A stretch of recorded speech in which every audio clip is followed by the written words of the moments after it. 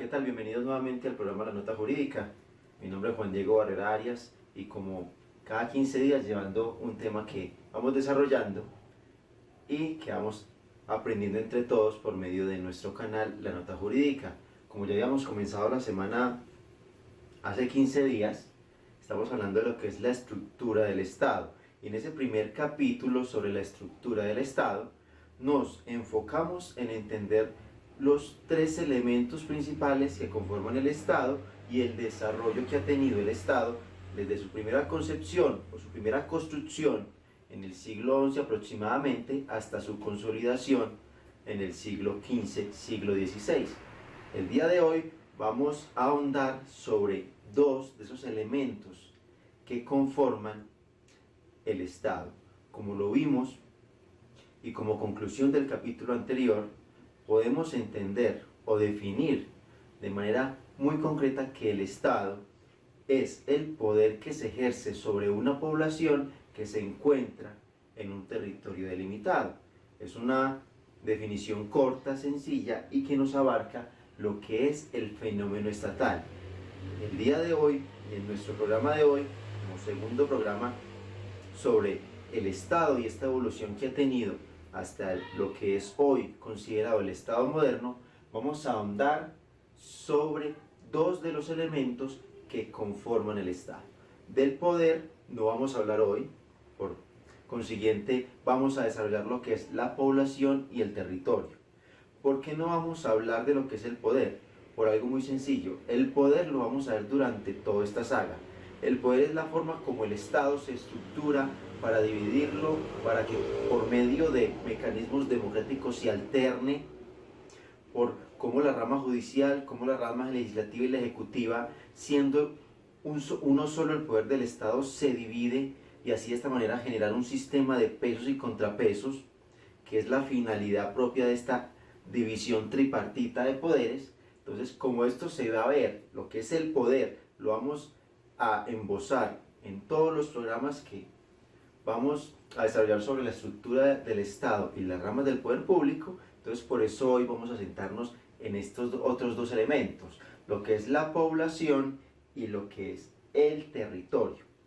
Entonces, elementos del Estado moderno, población y territorio es el capítulo que vamos a embosar hoy. Sin antes invitarlos a suscribirse a nuestras páginas y a nuestras redes sociales y darle me gusta a este video y compartirlo. Muchas gracias por ser cada vez más los que hacen parte de esta familia de La Nota Jurídica y gracias a todos sus mensajes y comentarios porque nos llevan a seguir creciendo y a llevar mejores contenidos cada vez más y cada 15 días a cada uno de ustedes. Entonces comencemos. Elementos del Estado. Recordemos, ¿el Estado qué es? Una definición sencilla y que abarca la complejidad del fenómeno estatal como estructura del poder.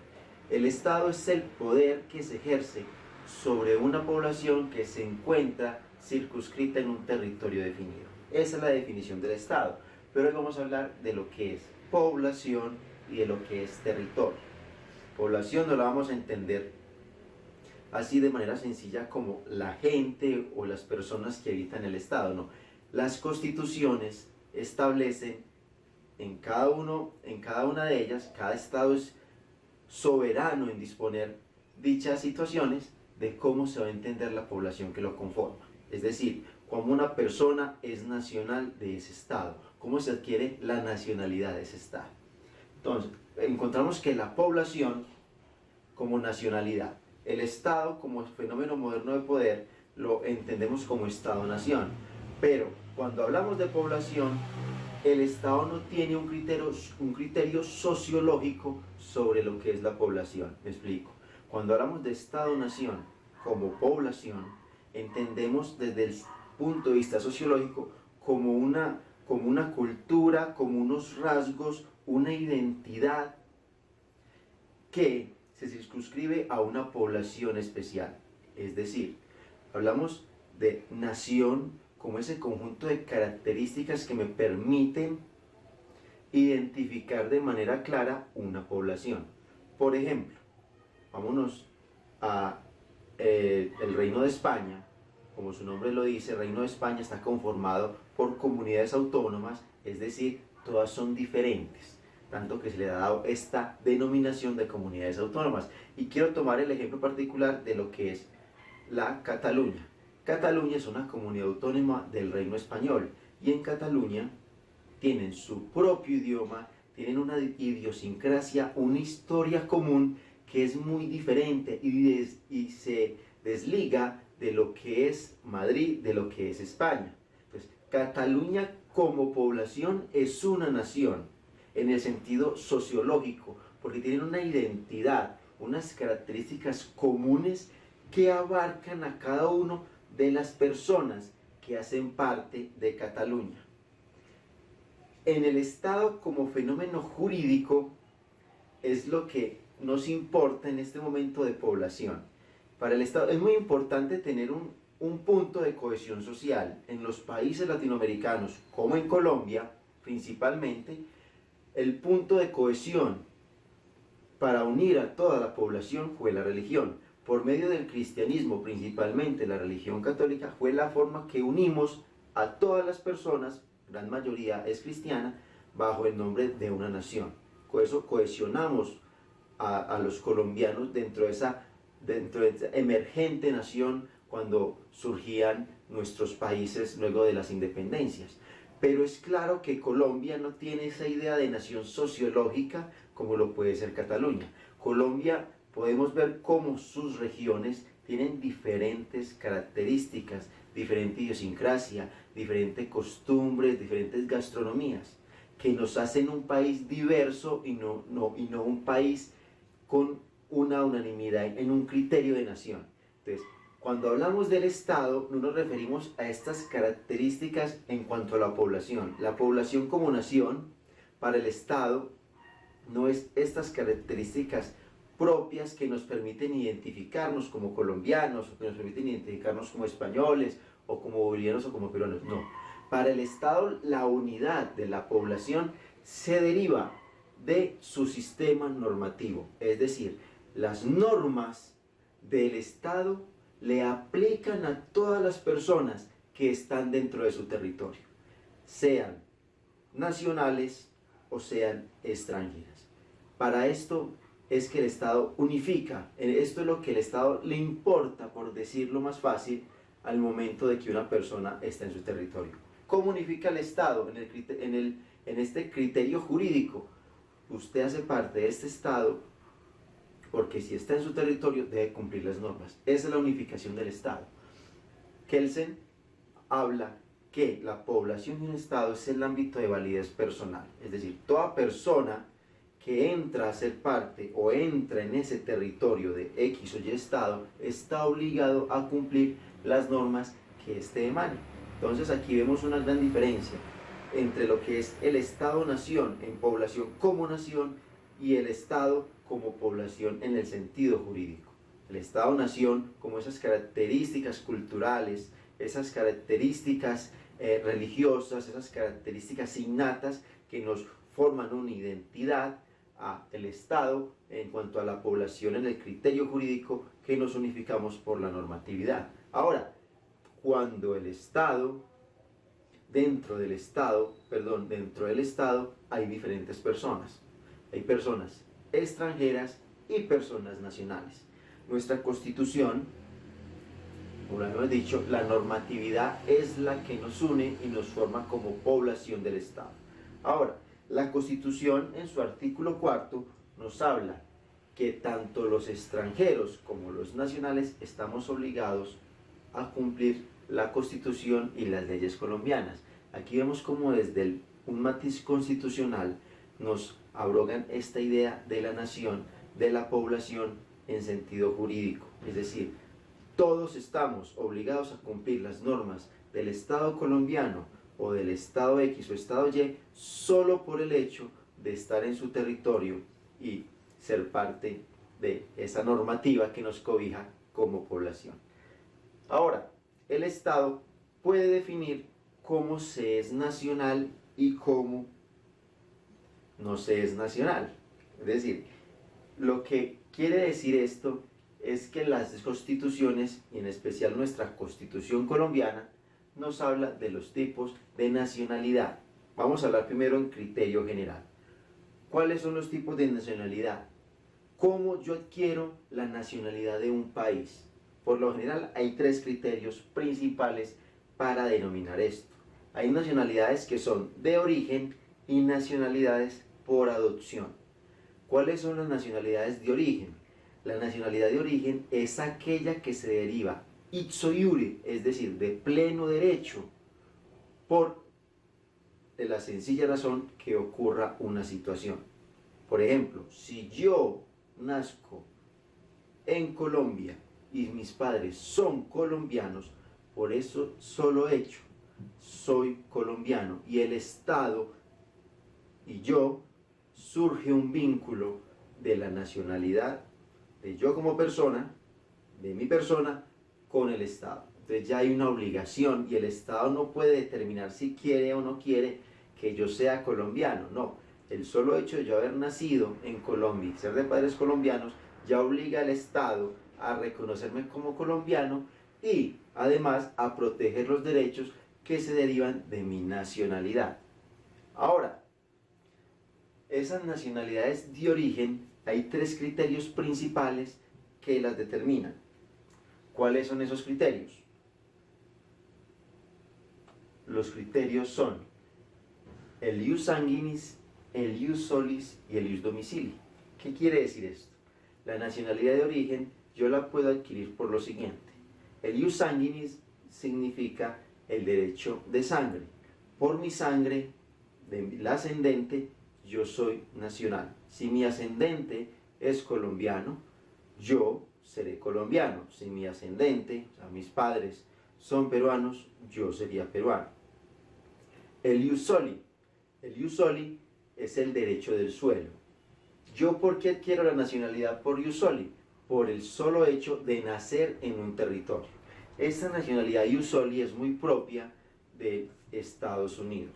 Por eso muchas personas inmigrantes recurren a tener un hijo, irse de manera ilegal a Estados Unidos en ocasiones por las dificultades que sufren nuestros países latinoamericanos, y tener un hijo en suelo estadounidense, porque el solo hecho de nacer en territorio estadounidense le da la nacionalidad de estadounidense. No se requiere la sangre, como les decía ahorita. Y el último es el ius domicilii, que es en donde yo me radique, donde yo me dirija y donde yo desee vivir. Por lo general, los principales medios, o las principales herramientas, por decirlo de manera más fácil, para determinar la nacionalidad por parte de los estados, se deriva en el ius sanguinis y el ius solis. Ahora, ¿cómo es en Colombia? En Colombia hay una mezcla, pero, perdón, primero hablamos ya de la nacionalidad de origen, que se deriva de estos tres mecanismos, y la nacionalidad por adopción. La nacionalidad por adopción, a diferencia de la nacionalidad de origen, es discrecional del Estado en su otorgamiento. Como se había esbozado, la nacionalidad de origen es una situación que por pleno derecho obliga al Estado a reconocer a una persona como nacional de su Estado, mientras la nacionalidad por adopción es una facultad discrecional, lo que significa que el Estado determina si quiere o no reconocer la nacionalidad a un ciudadano.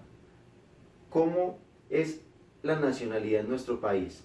En Colombia se tiene nacionalidad de origen por el hecho de tener padres colombianos, por nacer en territorio colombiano y de padres colombianos, o que aún naciendo en el exterior, se registre después en el consulado colombiano más cercano la persona que nazca. Además, puedo ser hijo de extranjeros, pero si uno de esos extranjeros se encuentra en territorio colombiano, la persona que nazca también puede ser colombiano. Entonces vemos que aquí hay una mezcla del ius sanguinis con el ius solis. El hecho de ser mis ascendentes colombianos me da el derecho a ser colombiano, o siendo extranjeros, si alguno de ellos está en Colombia, le da el derecho a la persona, al naciente, elegir si quiere ser colombiano. Entonces, aquí la nacionalidad en Colombia tiene esas condiciones. Por cualquiera que se dé, soy nacional colombiano. Ahora, La nacionalidad por adopción, ¿cómo recurre o cómo sucede en nuestro país? La Constitución nos trae de manera enumerada cuáles son esas causales, pero una de ellas, por ejemplo, son los pueblos indígenas de frontera, por ejemplo, los pueblos indígenas que habitan la zona del Amazonas, entre Brasil, Perú y Colombia, y Ecuador. El Estado les puede reconocer la nacionalidad colombiana. También los pueblos de Latinoamérica, la misma Constitución nos habla en sus principios, los primeros 10 artículos nos hablan de los principios de la integración con Latinoamérica, y derivado de ese principio de reciprocidad entre las naciones latinoamericanas y del Caribe, el Estado colombiano puede reconocer a una persona de otro Estado su nacionalidad. Es por adopción. El Estado decide si le concede o no le concede la nacionalidad. Ahora, un breve paréntesis. En Colombia hay una diferencia entre lo que es nacionalidad y lo que es ciudadanía. Y esto es muy importante hacer la aclaración, porque en algunos países, como lo de los Estados Unidos, ciudadanía es igual a nacionalidad. En Colombia hay una diferencia. En Colombia toda persona es nacional, pero no toda persona es ciudadana. La ciudadanía en Colombia es una calidad política porque es el momento, dada la condición o cumplida la condición de la mayoría de edad, de ejercer los derechos políticos. Por eso, una persona, un niño de 8 años, es nacional colombiano, pero no es ciudadano colombiano, porque aún no ha cumplido ese requisito de mayoría de edad para ejercer los derechos políticos. Contrario, en Estados Unidos, el hecho de ser ciudadano ya indica que soy nacional del país. Entonces, es esa diferencia. En Colombia hay esa dualidad, que la nacionalidad se deriva de ese vínculo entre el Estado y la persona por el solo hecho de nacer en el país, en territorio colombiano, pero la ciudadanía es esa característica o esa capacidad de ejercer los derechos políticos una vez cumplida la mayoría de edad como requisito para ser ciudadano. Entonces, repito, la ecuación de manera sencilla sería esta: en Colombia todo ciudadano, todo nacional no es ciudadano, pero todo ciudadano tiene que ser nacional por regla general. Ahora, ¿para qué sirve esta diferencia entre nacionales y extranjeros dentro de los estados, y en especial en el estado colombiano? Esta diferencia nos ayuda o va encaminada a establecer unos criterios de diferenciación en el tratamiento principalmente político. Por ejemplo, en Colombia solo pueden ser presidentes o solo pueden ser senadores aquellas personas que sean nacionales colombianos de origen, mientras para ser representante a la Cámara puede ser una persona nacional de adopción. Entonces, son esas características que nos hacen cómo se salvaguarda a veces o prevalece la nacionalidad de origen sobre los extranjeros o los nacionales por adopción. Ahora, vamos a continuar con el territorio como el otro elemento del Estado. El territorio es algo muy interesante dentro de la conformación del Estado. Todas las constituciones, o en particular nuestra Constitución de 1991, nos trae qué es el territorio, cómo está conformado y por qué. Porque eso hace parte del elemento esencial del Estado. Para Kelsen, el territorio es el ámbito de validez espacial del Estado, porque es en este espacio donde el Estado tiene total soberanía sin limitación del derecho internacional para ejercer medidas coercitivas o medidas normativas. Claro está, hay unos límites que son los derechos o los pactos y tratados internacionales sobre los derechos humanos, que eso es claro. El Estado puede hacer todo lo que quiera dentro de su territorio, con los límites obvios derivados de los tratados internacionales y pactos de derechos humanos suscritos por el Estado en particular. Pero, para decirlo de manera clara, el Estado dentro de su territorio es totalmente soberano para ejercer su poder y para ejercer medidas coercitivas, medidas de fuerza, y hacer cumplir la normatividad que éste defina. Entonces, comencemos. ¿Cómo está el territorio? ¿Cómo se conforma? Por lo general tenemos entendido que el territorio es el mapita que siempre nos han enseñado de Colombia. que es Colombia, y las islas de San Andrés y Providencia. Pero no, el territorio es algo mucho más complejo desde el punto de vista del elemento del Estado territorio. Entonces, primer elemento del territorio. ¿Qué conforma el territorio? El suelo. ¿Qué es el suelo? Es toda la plataforma continental, toda la tierra que conforma el Estado, en este caso el Estado colombiano, y las zonas acuáticas también. Es algo de pronto algo obvio decir que si el territorio del Estado colombiano, el suelo, es parte del territorio, pues por ende los ríos, las lagunas, pero es para dejar claro que también tiene poder el Estado allí, porque otrora, en algunas condiciones, dentro de la evolución del Estado, en algunas ocasiones los privados tenían poder sobre ciertos ríos o ciertas lagunas, pero entonces bajo nuestra Constitución el suelo es parte del territorio y sus fuentes acuáticas. Algo muy claro que hay que establecer: el Estado puede determinar cómo es el tratamiento del suelo. En Colombia se apuesta, y nuestro constituyente del 91 le apostó a la libertad económica y a la propiedad privada. Por eso el suelo tiene personas particulares, tienen propiedades, podemos tener propiedades, una casa, una finca, bienes raíces, porque el Estado lo estipuló así. No obstante, el Estado es el mayor propietario del país por los bienes y terrenos baldíos que hay en Colombia. Pero, por regla general, el Estado es el dueño del suelo y ya dentro de su normatividad establece cuál es el tratamiento. Y recordemos que Colombia, como le apuesta a la propiedad privada y a la libertad económica, las personas particulares pueden tener suelo como propiedad de sí mismo o parte de su patrimonio. Ahora, ¿qué otro elemento conforma el territorio del Estado? El subsuelo. En este caso, el subsuelo sí es totalmente propiedad del Estado. Algo muy claro: antes de nuestra Constitución del 91 y de la expedición del Código de Minas, el subsuelo se entendía que era parte del suelo. Por eso aún superviven minas de particulares, es decir, hay minería que viene desde antes de nuestra Constitución del 91, vetas mineras que son propiedad del particular que las descubrió. Con la Constitución del 91 se establece que el subsuelo es propiedad del Estado y que todos los recursos minerales que se encuentran en él hacen parte del Estado, de la nación, son propios de la nación.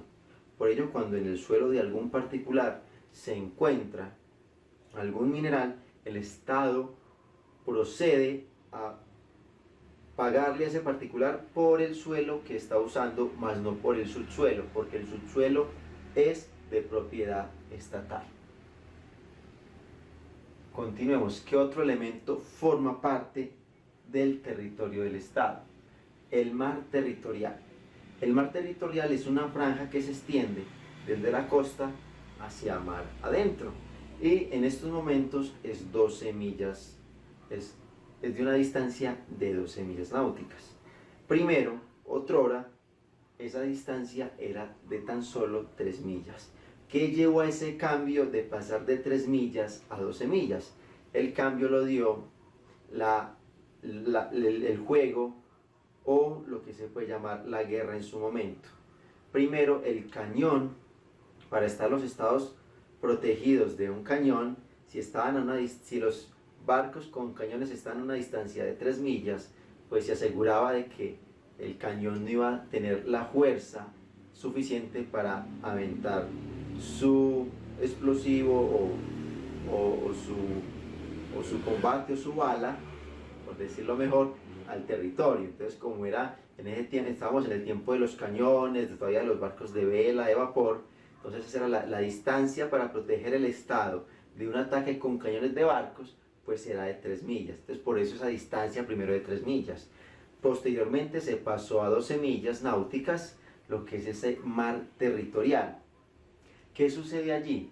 Pues en realidad eso se llevó por medio de un tratado internacional, y este tratado establece el mar territorial de todos los estados es de 12 millas, Ya esa lógica del armamento para que no alcance el Estado pues no es suficiente. Como conocemos, hay armas que son transatlánticas, entonces no habría ningún sentido colocarle más millas o menos millas, dependientemente si era la guerra el concepto que nos ayudaba a delimitar las franjas territoriales del mar, pero entendemos que 12 millas comprende el mar territorial de nuestro país y que por tratado internacional es 12 millas para todos los países. ¿Qué sucede? ¿Qué particularidad tiene el mar territorial dentro de la conformación del territorio colombiano?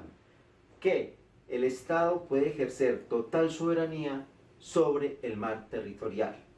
Y esa total soberanía quiere decir que puede hacer cumplir su ordenamiento jurídico en mar territorial. Por eso puede realizar persecuciones a lo que son barcos, a lo que son lanchas, por alguna comisión de algún ilícito o cualquier delito que se esté cometiendo dentro del mar territorial. Puede el Estado ejercer su derecho y hacer cumplir la norma y aprender a quien le esté incumpliendo. Ahora, para este mar territorial hay un límite del derecho internacional, y ese límite del derecho internacional se denomina paso inocente. ¿Y el paso inocente qué quiere decir?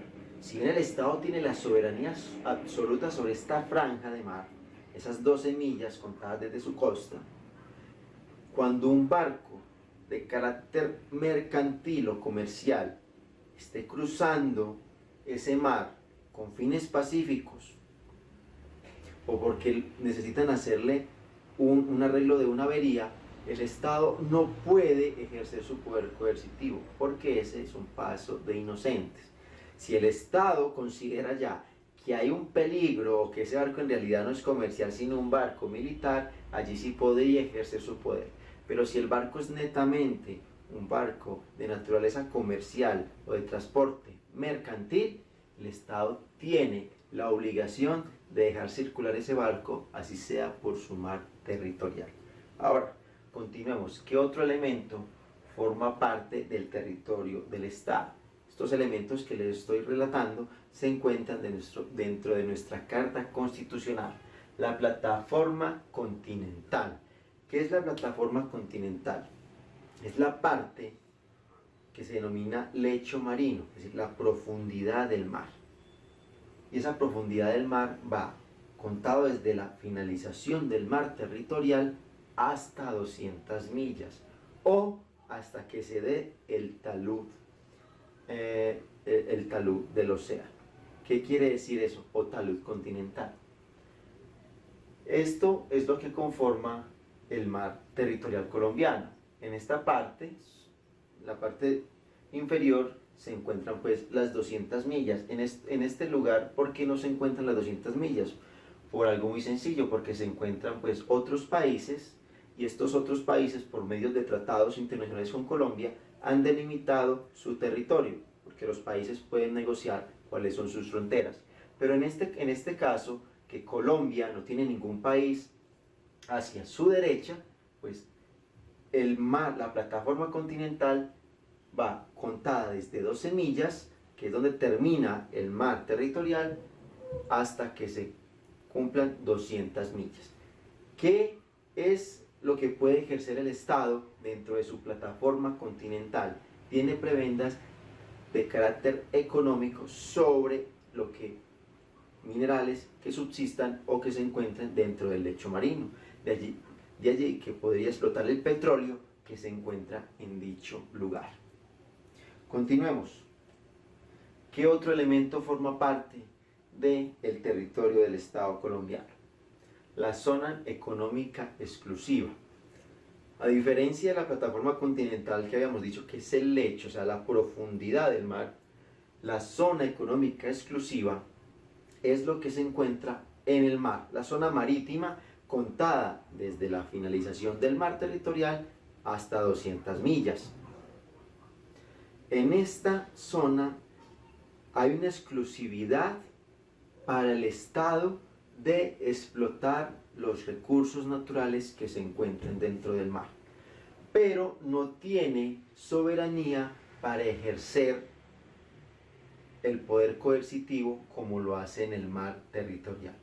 Por ejemplo, si se inicia una persecución en mar territorial y la lancha logra escapar o logra pasar de las 12 millas, ya se encuentra entonces en zona económica exclusiva, allí no podría el Estado continuar la persecución, porque ya se consideraría aguas abiertas.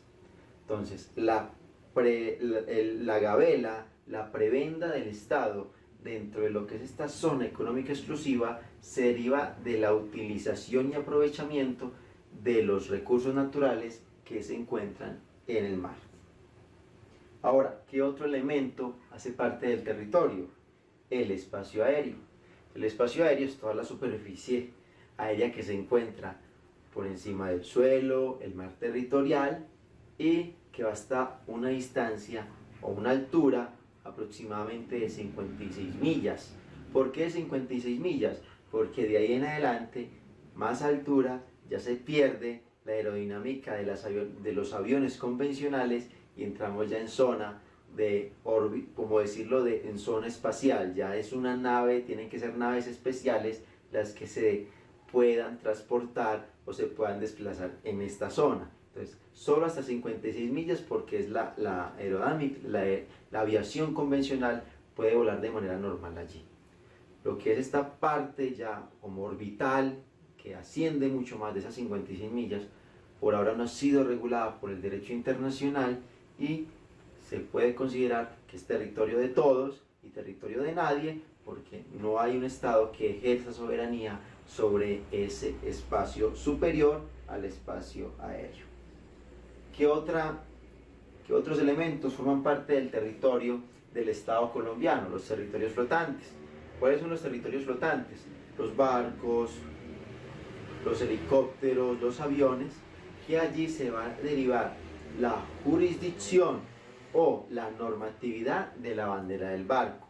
Si un barco colombiano va por mar territorial de otro país, si algo sucede en ese barco colombiano, se van a aplicar las normas colombianas, así en todos los barcos que existan, dependiendo de la bandera de ese territorio flotante, sea un barco, un avión, un helicóptero, se va a cumplir esa normatividad. Si la bandera del avión es mexicana, se va a cumplir la normatividad mexicana y así sucesivamente. Son territorios del Estado que es por ser matriculados a un Estado de origen, trascienden en distancia y se cumple la normatividad a la cual pertenezca el avión o el Estado.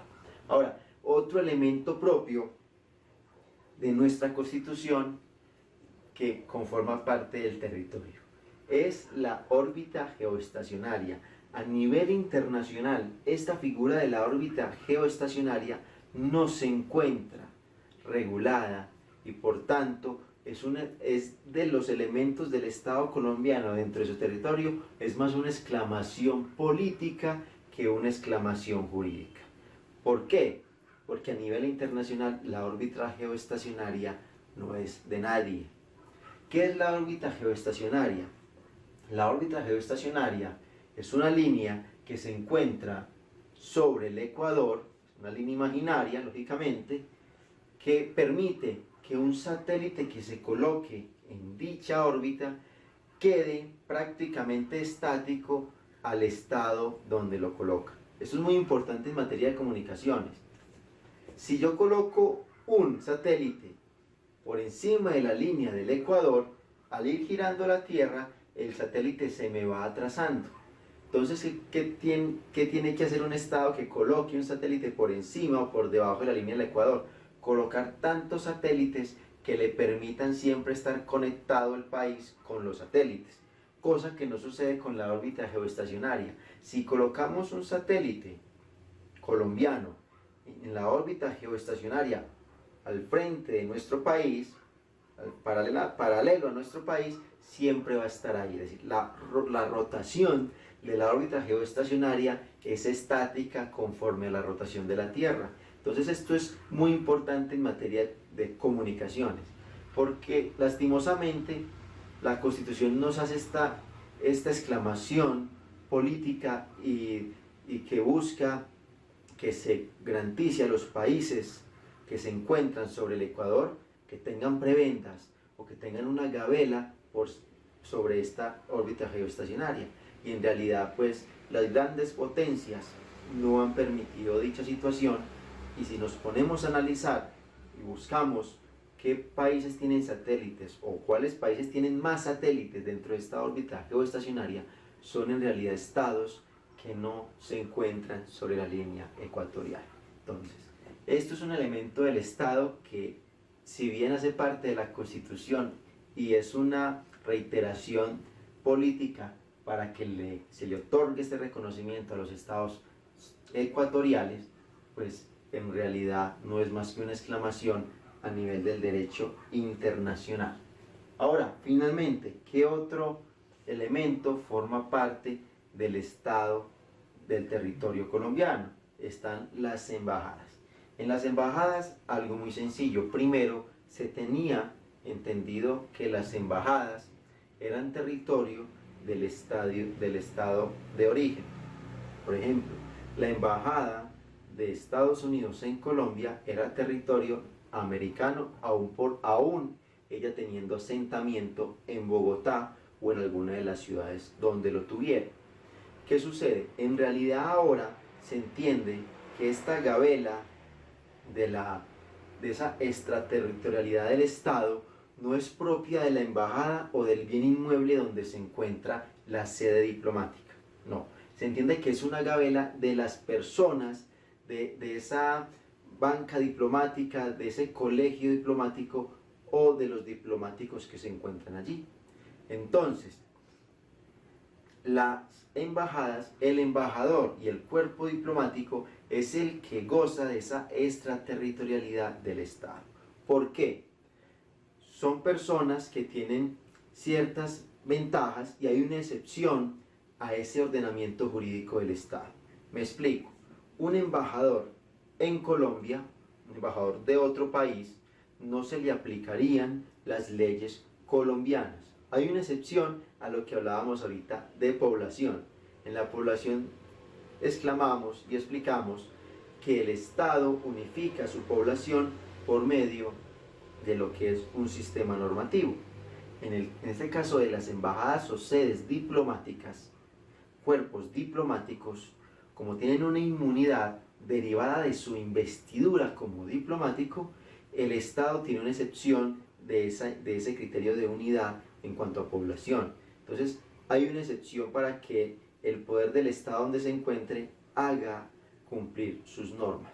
Entonces, en realidad, las embajadas no es que tengan esta gabela de ser territorio o un territorio extraterritorial o por fuera de las fronteras del estado de origen, sino que esa gabela o esa característica se reza, se predica, es de los cuerpos diplomáticos o de los agentes diplomáticos que gozan de esa inmunidad y por tanto ellos son los que se encuentran por fuera dentro de la órbita del Estado donde se encuentran, porque obedecen a la normatividad del Estado donde se encuentran. Muchas gracias por estar con nosotros. Esperemos que hayan entendido de manera más completa cómo es estos elementos del Estado, cómo se configuran, cómo se entienden.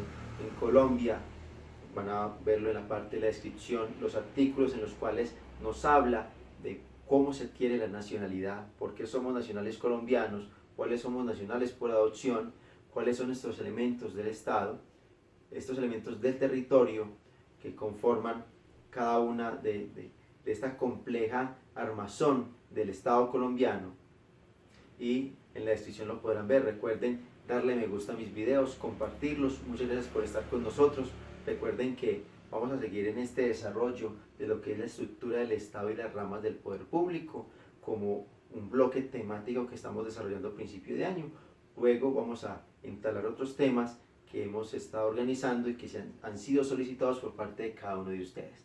Nuevamente muchas gracias por estar con nosotros, muchas gracias por compartir, por ser parte de esta familia académica de la Nota Jurídica y nos vemos dentro de 15 días con la continuación de esta saga, el Estado y estructura del mismo, ramas del poder público. Que estén muy bien, Dios me los bendiga. Recuerden, Juan Diego Barrera Arias de la Nota Jurídica.